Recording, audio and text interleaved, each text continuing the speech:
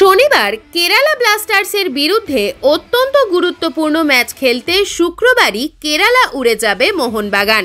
তার আগে বৃহস্পতিবার বিকেলে যুব ভারতী ক্রীড়াঙ্গনের অনুশীলন গ্রাউন্ডে চুটিয়ে অনুশীলন সারলেন বাগান ফুটবলাররা।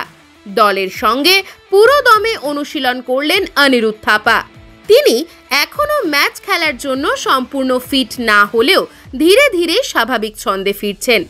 আজ দুটো দলে ভাগ করে অনুশীলন করানোর সময় থাপাকে ডিফেন্সিভ স্ক্রিনিংয়ের জায়গায় ব্যবহার করলেন মলিনা। তিনি পরিচিত ছন্দে দৌড়লেন, বল কাড়লেন, আবার সামনে পাসও বাড়ালেন।